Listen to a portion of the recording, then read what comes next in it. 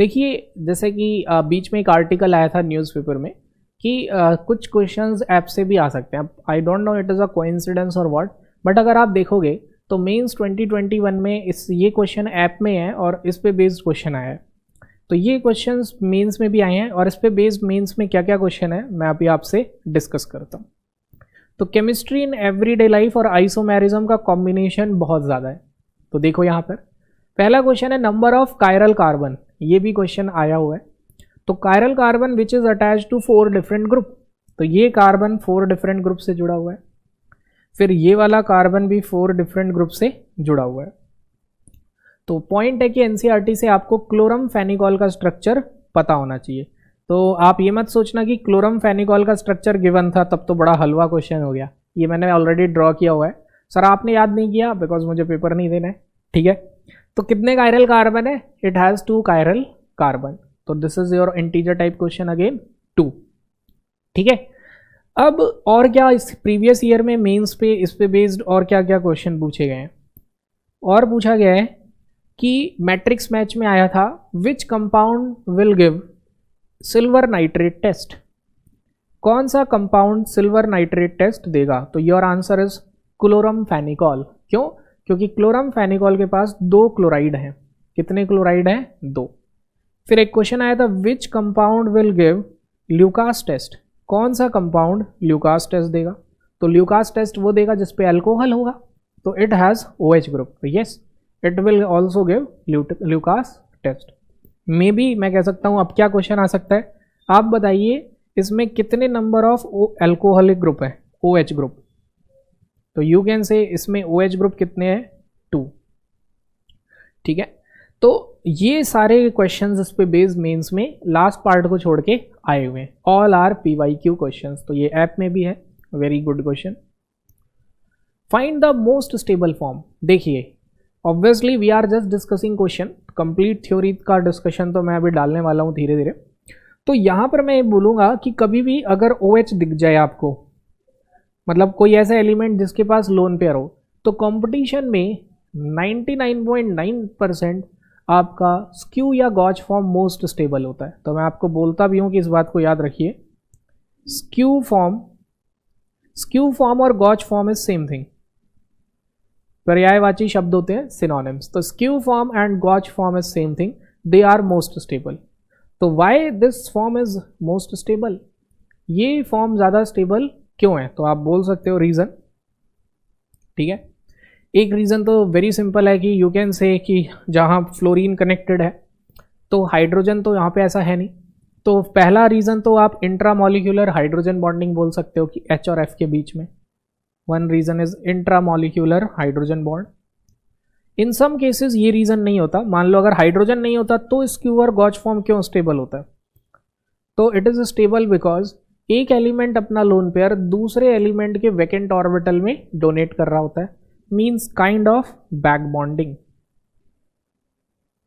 ठीक है, with anti bonding orbital. तो अगर आप ये पॉइंट्स भी याद रखोगे तो आप मेंस में एज वेल एज नीट में क्वेश्चन कर लोगे। ये question mains point of view से ज़्यादा इंपॉर्टेंट है। वैसे तो तुमने पढ़ा होगा anti form is most stable, जहाँ पे CH3 ऊपर और CH3 नीचे, तो मिथाइल वाले केस में ही ऐसा है कि एंटी सबसे ज़्यादा स्टेबल होता है। लेकिन अदर देन दैट जो मोस्टली कंपटीशन में आए हुए हैं मेंस में, सब में स्क्यू या गॉच फॉर्म मोस्ट स्टेबल है। तो मैं आपको बोलूँगा कि learn this part, okay. Let's move on to the next question.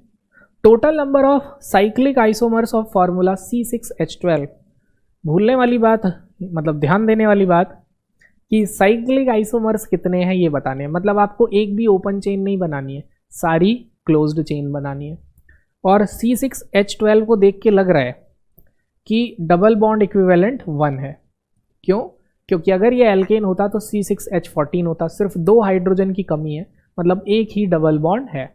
अब आप सोचोगे कैसे, हाउ यू विल थिंक। तो आप सबसे पहले ये सोचोगे कि पहले मैं एक क्लोज्ड रिंग बनाऊंगा 6 मेंबर्ड की, ठीक है, क्योंकि सिर्फ साइक्लिक ही सोचने हैं। तो सबसे पहले तो मैं 6 मेंबर्ड सोचूंगा, उसके बाद मैं सोचूंगा 5 मेंबर्ड। 5 मेंबर्ड सोचते यहाँ पे एक ब्रांचिंग, क्या मैं कुछ और सोच सकता हूँ इसके स्ट्रक्चरल आइसोमर्स के बारे में और डिफरेंट आइसोमर्स? नो, और कोई पॉसिबिलिटी तो नज़र नहीं आ रही। अब मैं सोचूंगा 4 कार्बन्स के बारे में। जैसे ही मैंने 4 सोचा, अब मेरे दिमाग में 4 + 2, तो मैं 2 कार्बन के पॉसिबल अरेंजमेंट देखूंगा। तो पहले तो मैं इसके साथ अटैच करूंगा एक कार्बन पे इथाइल ग्रुप। फिर क्या करूंगा, जैसे मैंने पहले सोचा था उसी तरीके से सोच रहा हूं। अब एक कार्बन पे और क्या सोच सकता हूं कि मैं इससे अटैच कर दूं मिथाइल ग्रुप।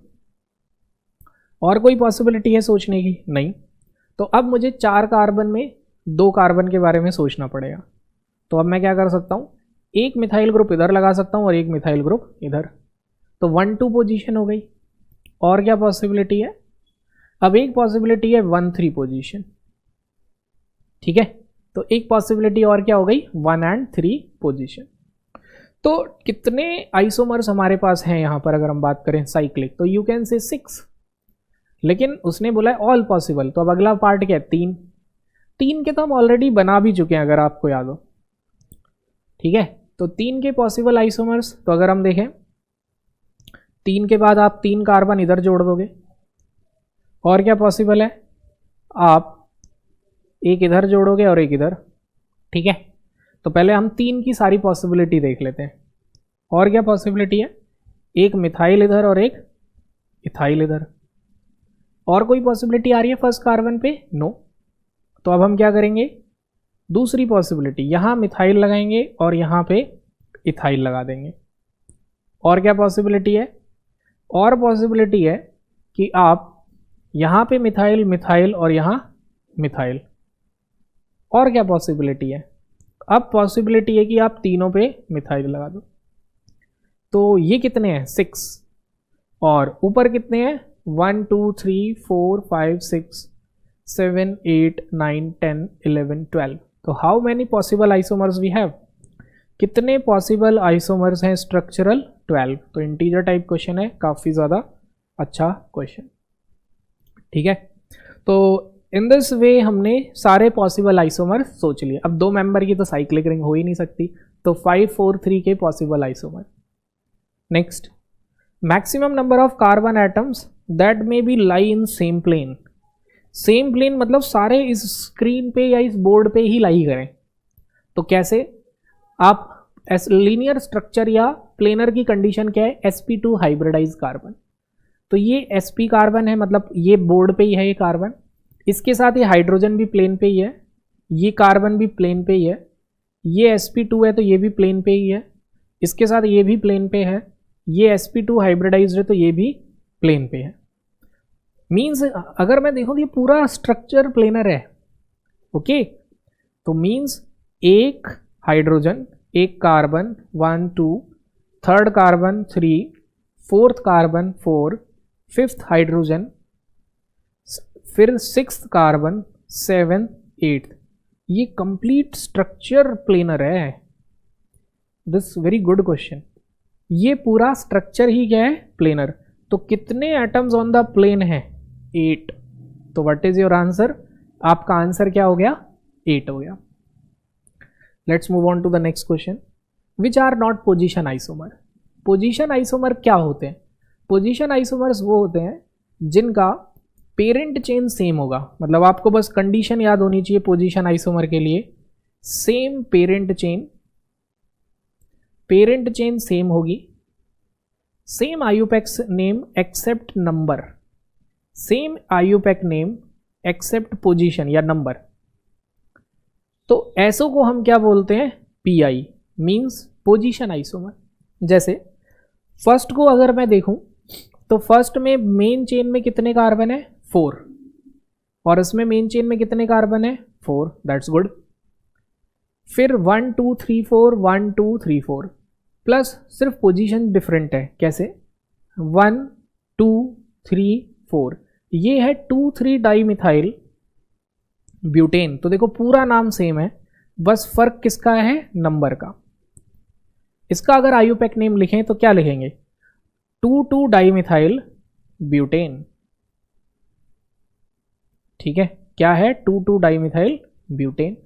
तो फर्स्ट तो पोजीशन आइसोमर हो गया। सेकेंड वाले केस में एक और बात याद रखना, पीआई के लिए necessary condition, same functional group. Functional group change नहीं होना चाहिए। तो इधर है COCl एसिड क्लोराइड, इधर है CHO एल्डिहाइड, तो बस ये हमारा पोजीशन आइसोमर नहीं है। सी पार्ट में अगर हम देखें तो अगर हम इसकी नंबरिंग करें तो 1 2 3 4 5, तो इसका नाम है 3,5 डाइमिथाइल साइक्लोहेक्स-1-ईन, और इसको काउंट करें तो 1 2 3, तो अगेन 1,3 डाइमिथाइल साइक्लोहेक्स-1-ईन, सिर्फ नंबर का फर्क है, तो ये भी पीआई है। डी पार्ट में अगर हम बात करें तो मेन चेन में कितने कार्बन है, 1 2 3, तो क्या नाम हुआ इसका, 2 मिथाइल प्रोपेन 2-ओल, क्या नाम है, 2 मिथाइल प्रोपेन 2-ओल। अब अगर मैं इसे काउंट करूं तो 1 2 3, इसका क्या नाम है, 2 मिथाइल प्रोपेन 1-ओल, तो अगेन नंबर को छोड़ के सब कुछ सेम है, तो डी भी क्या है, पोजीशन आइसोमर। तो मैं कहता हूं इस क्वेश्चन को मार्क कर लो, इवन कहीं नोट कर लो, पोजीशन आइसोमर समझने का बेस्ट क्वेश्चन है। इस क्वेश्चन को अगर आप ढंग से समझ लेते हैं तो पोजीशन आइसोमर में कोई डाउट नहीं रहता। पोजीशन आइसोमर में मेन चेन सेम होनी चाहिए, फंक्शनल ग्रुप सेम होना चाहिए, बाकी सबकी पोजीशन वेरी हो सकती है। Position of double bond can very, position of functional group can very, position of side chain या सब्स्टिट्यूएंट कैन वेरी, वो कुछ भी बदल सकता है, बट पेरेंट चेन ध्यान रखना नहीं बदलनी चाहिए, क्योंकि बच्चों को बहुत कंफ्यूजन आता है पीआई में, तो ध्यान रहे पेरेंट चेन चेंज नहीं होनी चाहिए। नेक्स्ट, ये कौन सा आइसोमर है, तो देखो ये अगर आप देखो तो this functional group is ester and this is also ester. अगर एस्टर है तो एस्टर अगर उसकी कुछ चेंज नहीं हुआ, जैसे इधर भी फंक्शनल ग्रुप एस्टर है, इधर भी एस्टर है, अगर फंक्शनल ग्रुप सेम है and rest of the things change, number of carbon या हाइड्रोजन कार्बन, तो उसे हम क्या बोलते हैं, मेटामर्स। इवन मैं आपको बोलूंगा कि लर्न दिस स्टेटमेंट, इस स्टेटमेंट को याद कर लो कि ऑल एस्टर्स शोज मेटामर्स, ये सिर्फ मेटामर्स शो करेंगे, कभी भी फंक्शनल आइसोमर शो नहीं करेंगे, ठीक है।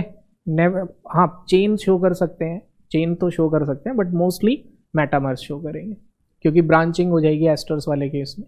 Okay, then number of unbranched isomer, ये एक इंपॉर्टेंट बात है। मतलब मैं अब तक जैसे सोचने का तुम्हें तरीका बता रहा था, तो साइड चेन में ब्रांचिंग की बात सोच रहा था, अब वो कह रहे हैं कि ब्रांचिंग के बारे में नहीं सोचना है, लेकिन स्टीरियो आइसोमर मतलब कायरल कार्बन के बारे में सोचना है। और C6H12 है, यानी कि डबल बॉन्ड इक्विवेलेंट 1, मतलब एल्कीन में सिस सोचो, ट्रांस सोचो, लेकिन ब्रांचिंग के बारे में ना सोचो। मतलब CH3 CH double bond CH CH2 1 2 3 4 5 6, देखो मैं ये सोच सकता हूं, लेकिन मैं ये नहीं सोचूंगा CH3 CH double bond CH CH, यहाँ पे 3 में तो खैर ब्रांचिंग भी पॉसिबल नहीं है। ओके ठीक है, तो इंक्लूडिंग स्टीरियो आइसोमर हमें एक ये भी सोचना है। दूसरी पॉसिबिलिटी क्या है, दूसरी पॉसिबिलिटी है हमारे पास CH3 CH2 CH double bond CH CH2 CH3, तो ये भी सिस और ट्रांस होगा, ठीक है, ये भी सिस और ट्रांस होगा, और तो पॉसिबिलिटी नहीं है, ठीक है। अब और यहाँ पे बस एक ही पॉसिबिलिटी बचती है, तो एक पॉसिबिलिटी क्या बचती है हमारी, CH3 CH2 CH2 CH2 CH double bond CH2। ये ज्योमेट्रिकल आइसोमर तो नहीं शो करा, लेकिन एक अनब्रांच्ड और लीनियर आइसोमर है, तो ये भी एक आइसोमर हुआ 1।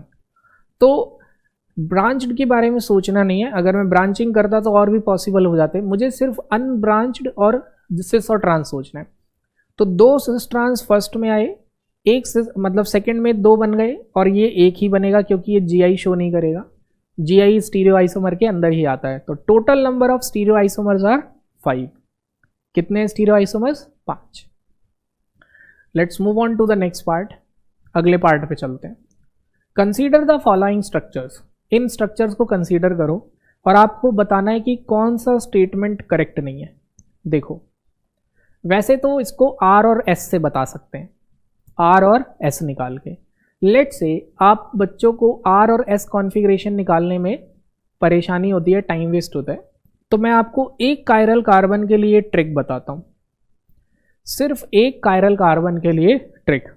और वो ट्रिक क्या है कि यू कैन से अगर आप एक चेंज करेंगे मींस ऑड चेंज या वन चेंज, तो वन चेंज से आपको जो मिलेगा, ठीक है, इनएंशियोमर मिलेगा। One change give enantiomer. लेकिन ये ट्रू कब है? जब कायरल कार्बन एक ही हो। कभी दो आएंगे तो मैं इसी ट्रिक से उसे भी बताऊंगा।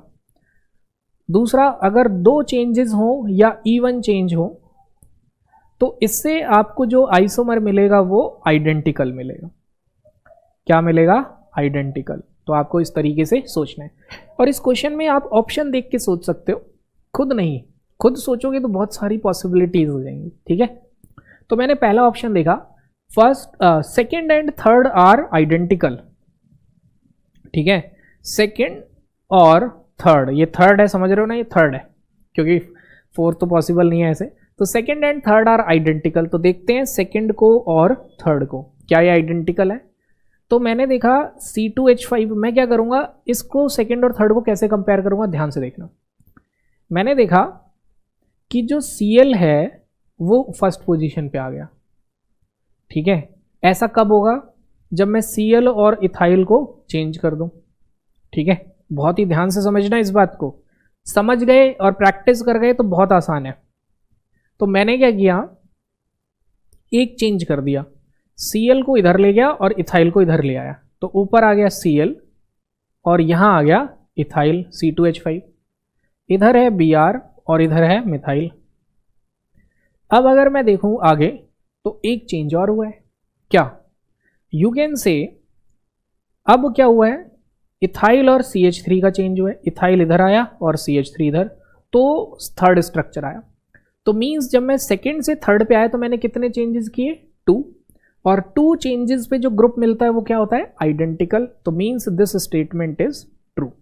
ये स्टेटमेंट क्या है? ट्रू है। समझ आया कैसे सोचना है? अभी और प्रैक्टिस करते हैं। Second option, first and second are enantiomers. First और सेकंड इनएंशियोमर है। तो देखते हैं जरा, CH3 और इधर इथाइल है, इधर क्लोरीन है, इधर क्लोरीन सेम पोजीशन है, Br सेम पोजीशन है। तो मिथाइल और इथाइल में अगर देखा जाए तो जस्ट वन चेंज हुए। स्टूडेंट पूछता है सर क्या ऐसे भी चेंज कर सकते हो? यस। तो जस्ट एक चेंज करते ही सेकंड स्ट्रक्चर आ गया। लेकिन एक मतलब वन चेंज करने पे क्या मिलता है? इनएंशियोमर। तो first and second are enantiomers. सही है, ट्रू। ये स्टेटमेंट भी ट्रू है। Now third options, first and third are enantiomers. First और थर्ड इनएंशियोमर्स है? नहीं, क्योंकि फर्स्ट, अच्छा नहीं, अभी मैंने चेक किया, वो सेकंड देख लेता। फर्स्ट और थर्ड देखते हैं। तो फर्स्ट और थर्ड में देखें तो क्या चेंज है यहाँ पे? मिथाइल, इथाइल अपनी जगह है, मतलब कैसे सोचना है वो मैं आपको बता रहा हूँ। आप सबसे पहले देखेंगे फर्स्ट और थर्ड में इथाइल तो अपनी ही जगह है, ठीक है। तो अब आपको सोचना है फर्स्ट को थर्ड में आप कैसे कन्वर्ट कर सकते हो। तो फर्स्ट को थर्ड में आप कैसे कन्वर्ट कर सकते हो? देखो आप क्या करो, Cl और CH3 को इंटरचेंज करो। तो इधर आ गया Cl और इधर आ गया CH3। तो देखा जाए तो ये वन चेंज, एक चेंज से ही थर्ड बन गया। तो एक चेंज से ही थर्ड बन गया means first and third are enantiomers, क्योंकि एक चेंज से क्या मिलता है? इनएंशियोमर। तो this statement is also true. Second और फोर्थ क्या है? इनएंशियोमर। Let's see. तो पहले हम देखेंगे इसमें सेम पोजीशन पे क्या है। इसमें सेम पोजीशन पे कुछ भी नहीं है। तो हम देखेंगे कि how you can convert second into fourth. Second को फोर्थ में कैसे कन्वर्ट कर सकते हो? देखो कैसे। पहला चेंज तो आप यही करोगे, मिथाइल और क्लोरीन के बीच में चेंज करो। तो यहाँ पे क्लोरीन आ गया और यहाँ इथाइल आ गया, और इधर Br, इधर CH3। मतलब वन चेंज के बाद, आफ्टर वन चेंज, सेकेंड में अगर आप एक चेंज कर देते हो तो आपको क्या मिल जाता है? ये स्ट्रक्चर। अब उसके बाद अगर आप एक चेंज और कर देते हो, ठीक है, एक चेंज और। अब वो चेंज क्या होगा, उसे मैं शो कर रहा हूँ यू कैन से ब्लैक कलर से। अब अगर मिथाइल और Br को चेंज कर दूं तो मुझे मिल गया फोर्थ। तो मैंने कितने चेंज किए, 2 चेंज। तो 2 चेंज के बाद कंपाउंड क्या होता है, identical. Mean second and fourth are identical, but इसमें लिखा है इनएंशियोमर, तो दिस इज फॉल्स। मैं इस क्वेश्चन को स्टार लगा रहा हूं। जब जब प्रैक्टिस करो इस क्वेश्चन को एक बार बाद में जरूर घर पे प्रैक्टिस करो, आपके कॉन्सेप्ट्स और स्ट्रांग हो जाएंगे। ठीक है, let's move on to the next question. Number of stereo isomers obtained by bromination of trans 2 butene. इसके लिए तो सिंपल सी ट्रिक है, ट्राम। कौन सा रूल है, ट्राम रूल। कार और ट्राम। ट्राम रूल क्या कहता है, यहां पे आपको लर्न होना चाहिए कि ब्रोमीन क्या करता है, ब्रोमीन डिड एंटी एडिशन। तो अगर एंटी एडिशन होता है किसका, ट्रांस का, तो ट्रांस का अगर एंटी एडिशन होगा तो वो क्या देगा, मीजोमर। तो मीजोमर तो एक ही आइसोमर होते हैं क्योंकि उसमें प्लेन ऑफ सिमेट्री होती है। So your answer is 1। ठीक है, मीन्स वो क्या कह रहा है कि अगर आप ट्रांस 2 ब्यूटीन का क्या कर रहे हो, ब्रोमिनेशन कर रहे हो, तो आपको मिलता है CH3H Br BrH। Also it has plane of symmetry. Plane of symmetry होने की वजह से ऑप्टिकली एक्टिव है, तो इसकी मिरर इमेज नहीं लेंगे, तो आप एक ही स्टीरियो आइसोमर इसमें बनेगा। देन इसी ऐसे ही हो सकता है कि आपसे पूछा जाए कार रूल, यहीं पे बता देता हूं आपको। कार रूल क्या है, कार रूल के लिए आप याद रखोगे सिस का ब्रोमिनेशन मीन्स एंटी एडिशन, तो वो देता है रेजमिक मिक्सचर। तो रेजमिक मिक्सचर में अगर पूछा जाए तो स्टीरियो आइसोमर्स कितने काउंट होंगे, 2। सो इन दिस क्वेश्चन अगर आप देखेंगे तो यहाँ पे आपको 2 स्टीरियो आइसोमर गिवन है, और इसमें डिफरेंस क्या है, फर्स्ट में दोनों methyl group above the plane है उसमें भी, सेकेंड में कार्बोक्सिलिक एसिड एक बार बिलो द प्लेन है, एक बार अबव द प्लेन है। अगर विद रिस्पेक्ट टू दीज देखे जाए तो हम कह सकते हैं कि they are geometrical isomers, because एक बार ब्रोमीन और कार्बोक्सिलिक एसिड सेम साइड है और एक बार ब्रोमीन और कार्बोक्सिलिक एसिड अपोजिट साइड है। तो you can say these are geometrical isomers. But sir geometrical isomers तो ऑप्शन ही नहीं है, तो आप याद रखिए geometrical isomers are diastereomers, because diastereomers क्या होते हैं, जो एक दूसरे की मिरर इमेजेस ना हो। तो what are diastereomers, which are not mirror images, जो मिरर इमेजेस नहीं है, as well as which do not superimpose, जो सुपर इम्पोज भी ना हो सके। ऑब्वियसली मिरर इमेजेस नहीं है तो सुपर इम्पोज नहीं होंगे।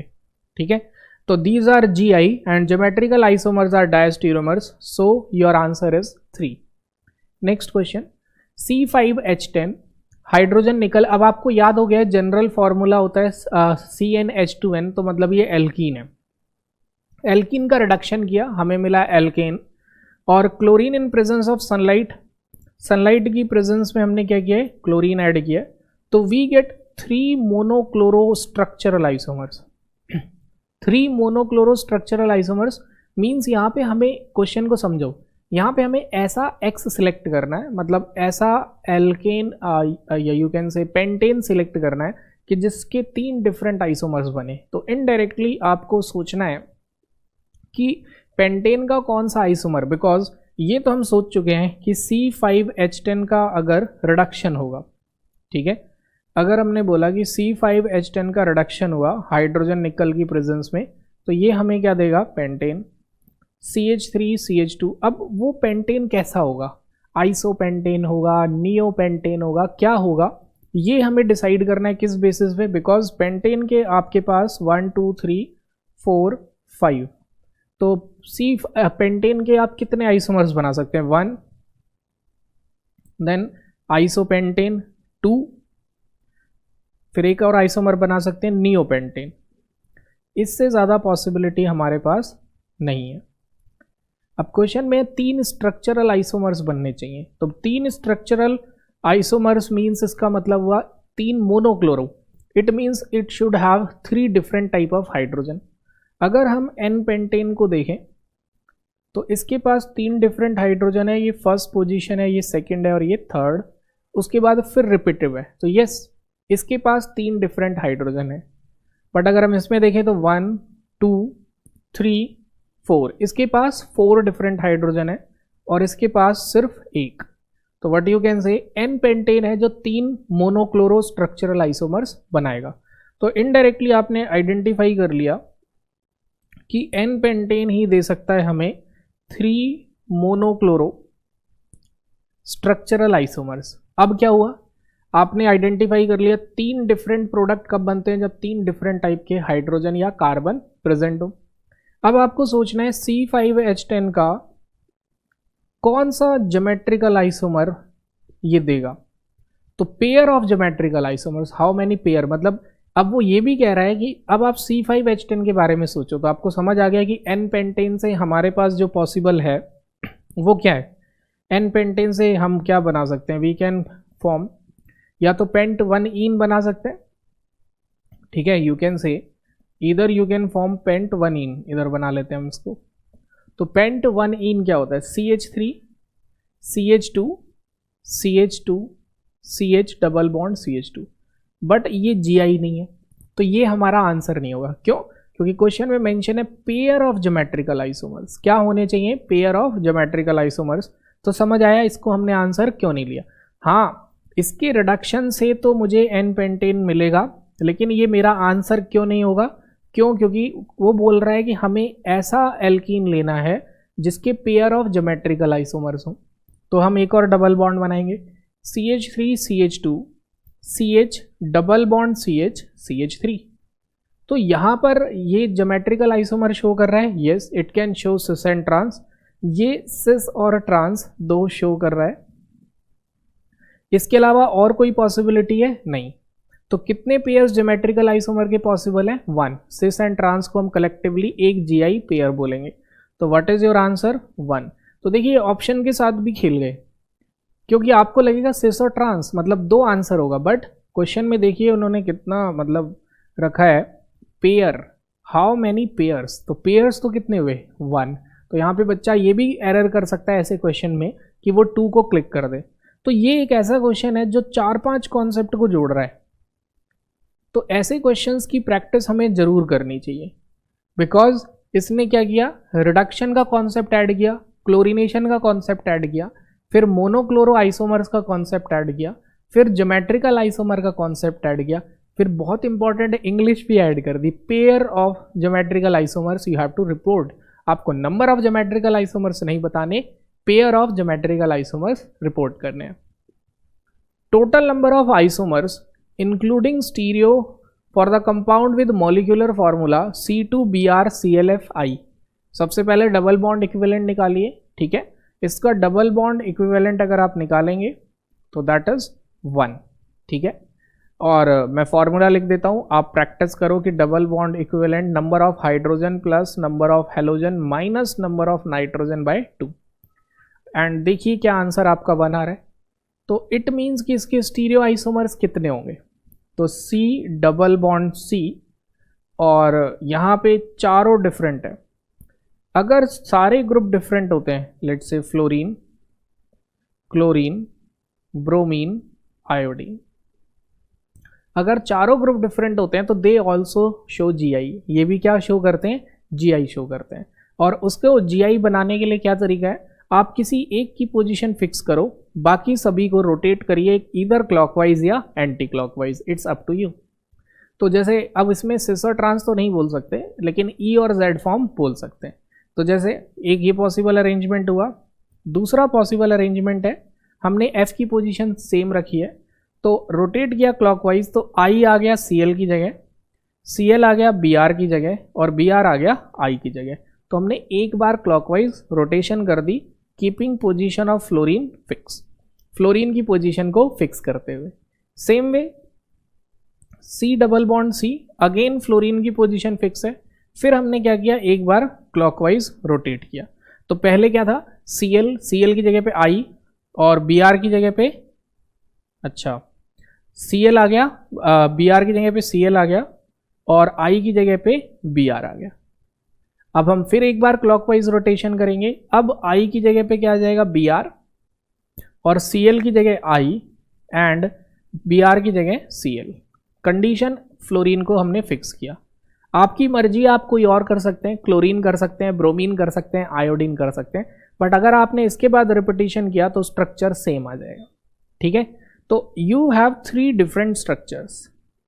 तो कितने स्टीरियो आइसोमर्स होंगे? इन तीनों की 2 फॉर्म्स होंगी, ई एंड जेड। तो ये भी ई जेड फॉर्म होगा, ये भी ई जेड फॉर्म होगा, और ये भी ई जेड फॉर्म होगा। तो total number of stereo isomers कितने होंगे? 6। नाउ यहाँ पर जब ये क्वेश्चन मैं करवाता हूँ तो बच्चों को डाउट आता है, सर बाकी रोटेट करेंगे तो वो स्ट्रक्चर रिपीट कैसे होगा? तो मैं आपको बोलूँगा इस पर आप थोड़ा सा देखिए, ऐसे क्वेश्चन में टाइम वेस्ट नहीं होता। बच्चा सोचता है मैं इसमें ड्रॉ करूँगा, गलत आंसर सोचूंगा, टाइम वेस्ट होगा। नहीं, ये आपके कंसेप्ट को और स्ट्रॉन्ग करते हैं। तो आप ऐसा करिए, एक बार और क्लॉकवाइज घुमाइए और फर्स्ट, सेकेंड, थर्ड इन सभी का ई और जेड फॉर्म बनाओ। अब ई और जेड फॉर्म बनाना तो ईजी है आपके लिए। ठीक है, जस्ट पोजीशन इंटरचेंज कर देनी है, इधर ब्रोमीन और आयोडीन को इंटरचेंज करिए, इधर फ्लोरीन और क्लोरीन को। जब आप देखेंगे चेंज करके तो आप देखेंगे आप 6 से ज़्यादा डिफरेंट स्ट्रक्चर्स नहीं बना पा रहे हैं, और जो चौथा स्ट्रक्चर आप सेम बोल रहे हैं वो फर्स्ट, सेकेंड, थर्ड का किसी का ई या जेड फॉर्म होगा। तो ट्राई दिस। मैं आपको मतलब ऑर्डर बोल करूँगा, यानी कि मेरा मतलब फोर्सफुल है कि आप इसे प्रैक्टिस करिए, बिकॉज आइसोमेरिज्म बच्चों को इसीलिए टफ लगता है, वो थिंक नहीं करते, पेपर और पेन का यूज करके ड्रॉ नहीं करते और इमेजिन नहीं करते। Let's move on to the next part, absolute configuration. Absolute configuration बतानी है। जैसे 4 ऑप्शन है, तो ऑब्जेक्टिव में गैस करने का अच्छा तरीका ये है कि आप सिंपली ये देख लो कि ये कैसा है, मीजो टाइप है या रेज़मिक टाइप। ये जैसे ही तुम्हें दिख गया Cl और Cl अपोजिट साइड है, मतलब ये रेज़मिक मिक्सचर टाइप है, तो आप तुरंत समझ लो कि या तो कॉन्फ़िगरेशन दोनों की S आएगी या दोनों की कॉन्फ़िगरेशन R आएगी। थोड़ा सा आइडिया रखना है। अगर दोनों क्लोरीन सेम साइड होते तो एक कार्बन की कॉन्फ़िगरेशन R आती और एक की S। इससे बेनिफिट क्या हुआ? इससे बेनिफिट ये हुआ, आपने फर्स्ट कार्बन का आइसोमर निकाला तो एग्जाम में टाइम सेव हो जाएगा। सेकेंड कार्बन का आइसोमर निकाल वो एब्सोल्यूट कॉन्फ़िगरेशन निकालने की ज़रूरत ही नहीं पड़ेगी, क्योंकि एग्जाम में एवरी मिनट मैटर्स। इसलिए हमेशा ऐसे ऑब्जर्व करो, अगर इधर भी Cl है और इधर भी Cl है, ये अपोजिट है, मतलब ये रेज़मिक काइंड है, मतलब दोनों कार्बन का एब्सोल्यूट कॉन्फ़िगरेशन या तो R होगा या S होगा। लेकिन अगर ये मीजो होता, मीजो काइंड मतलब दोनों क्लोरीन सेम साइड होते, तो एक का R होता और एक का S। तो इससे फ़ायदा क्या हुआ, आप जस्ट फर्स्ट कार्बन की कॉन्फ़िगरेशन निकालिए। जैसे ये हो गया CH3 और इससे कनेक्टेड है Cl और ये H, ये C, इधर H, इधर Cl और ये C2H5। Let's start numbering. तो नंबर 1 हम किसे देंगे? ऑब्वियसली जिसका एटॉमिक नंबर सबसे ज़्यादा होगा क्लोरीन, तो नंबर 1 तो क्लोरीन को मिल गया। फिर हमें पता है कि अगर फर्स्ट अटैच्ड एलिमेंट का एटॉमिक नंबर सेम होता है तो नेक्स्ट देखते हैं, तो बाय डिफ़ॉल्ट इसको नंबर 2 मिल गया एंड इट इज़ नंबर 3। अब हम क्या करने वाले हैं, हैंड मूवमेंट करेंगे 1 2 3। फोर्थ को देखेंगे नहीं, उसको देख छोड़ते हुए चले जाएंगे। बच्चा ये बहुत पूछता है सर 4 का क्या करें, इग्नोर इट। 1 2 3, तो 1 2 3 हमारा हैंड क्या जा रहा है, क्लॉकवाइज। क्लॉकवाइज जाएगा तो कॉन्फ़िगरेशन क्या जाएगी, R।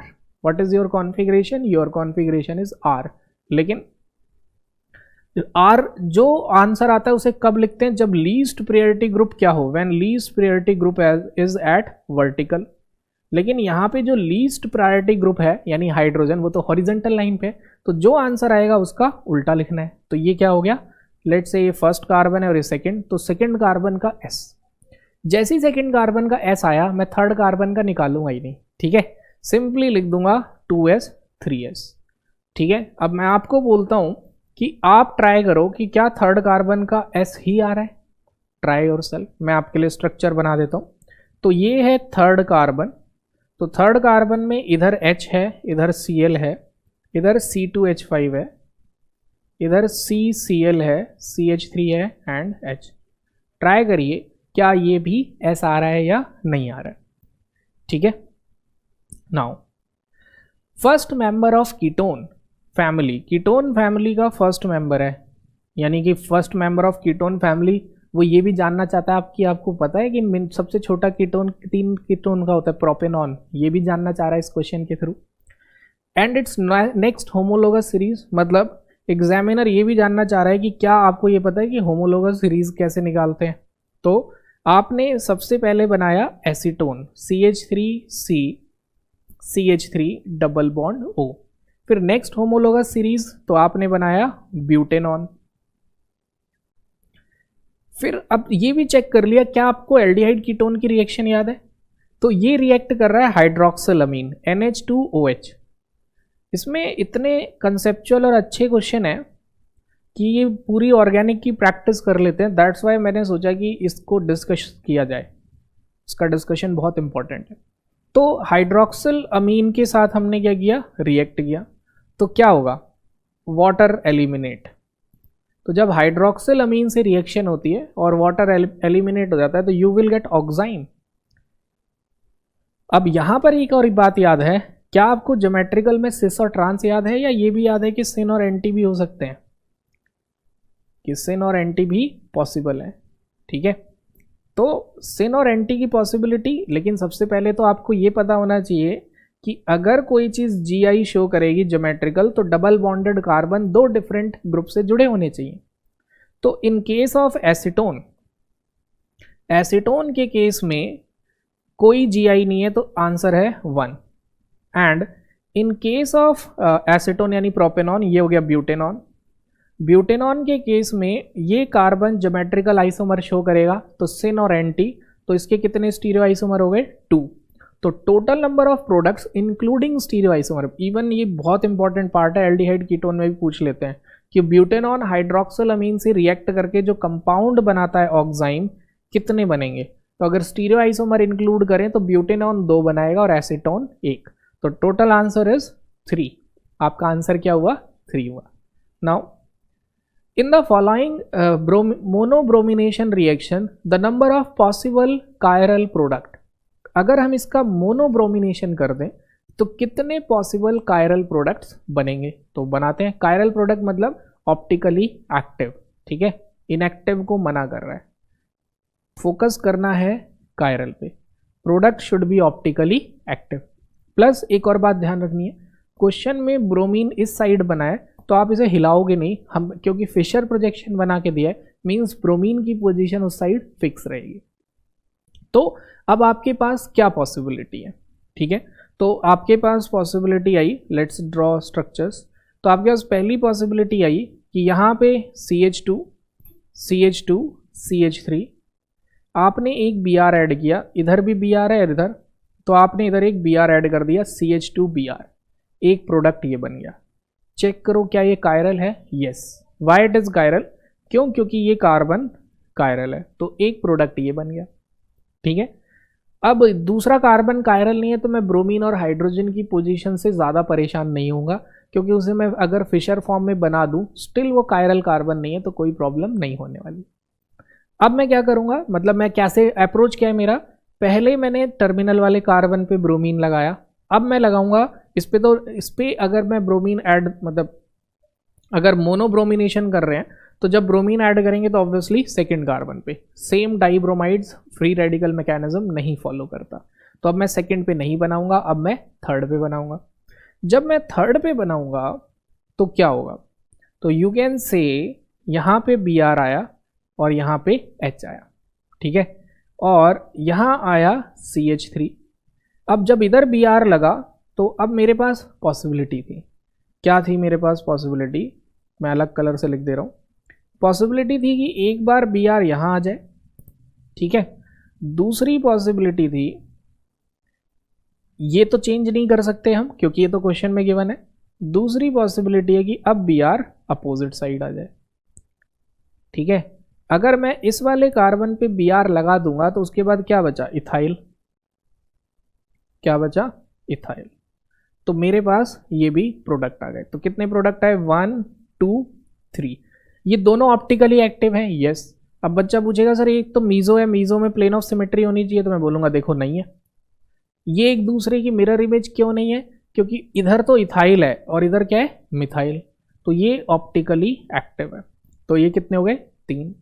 अब हम क्या कर रहे हैं, अगले कार्बन पे ऐड करेंगे, ठीक है, तो अगले कार्बन पे जब आप ऐड करोगे तो अगेन आप क्या करोगे, just you will take a straight line, ठीक है, आपने यहाँ पे लिखा CH3, फिर आपने क्या किया, इधर लगा दिया Br, इधर लगा दिया H, और बीच में फिक्स कर दिया CH2, क्योंकि अब हम इस वाले पे नहीं लगा रहे।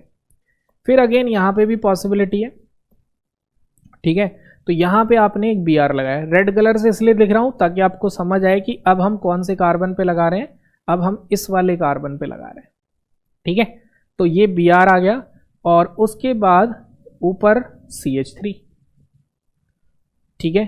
क्या इसमें प्लेन ऑफ सिमेट्री है, आपको सोचना है क्या इसमें प्लेन ऑफ सिमेट्री है, you have to think that. तो yes, it has a plane of symmetry, हाँ इसमें प्लेन ऑफ सिमेट्री है। तो इसे कायरल मानेंगे, नो, तो ये हमारा आंसर नहीं है, इसको हम काउंट नहीं कर रहे। फिर हमने क्या किया, उसके बाद फिर हमने क्या किया, फिर एक प्रोडक्ट इसका अपोजिट वाला ड्रॉ किया हमने, ठीक है।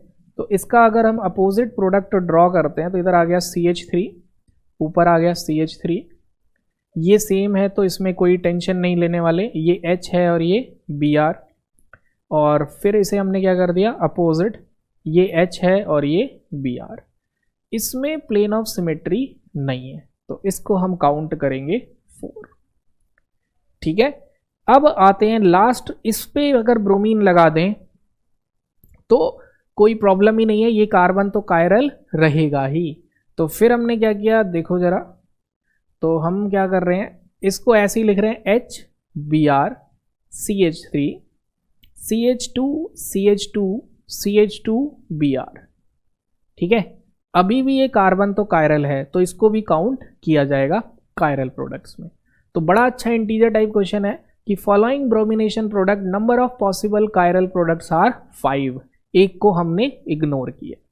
तो मैं आपको बोलूँगा, देखो मैंने तो आपको सिखा दिया, लेकिन क्या होता है जब वीडियो देखते हैं तो ऐसा लगता है सब समझ आ रहा है, लेकिन फॉर पर्टिकुलर दिस क्वेश्चन मैं आपको सजेस्ट करूँगा, इसको आप जस्ट आफ्टर 1 आवर खुद से प्रैक्टिस करो और देखो कि क्या आप 5 आइसोमर बना पा रहे हो, क्या आप कुछ ऑप्शंस को डिस्कार्ड कर पा रहे हो। अभ्यास ऐप के क्वेश्चंस में यही बात है अच्छी है कि सारे इतने कंसेप्चुअल्स हैं कि आपको बहुत सारे पॉइंट पे सोचने पे मजबूर करते हैं। तो इसलिए मैं बोलूँगा कि just try to think over this part, इस पार्ट पे सोचो और देखो कि क्या आप सारे मोनोब्रोमिनेटेड प्रोडक्ट बना पा रहे हैं या नहीं, ठीक है। तो इस तरीके से हमने जितने भी टेस्ट पेपर्स में आइसोमर्स बेस्ड क्वेश्चंस थे उनको फिनिश किया, and here we end our isomerism part. Thank you.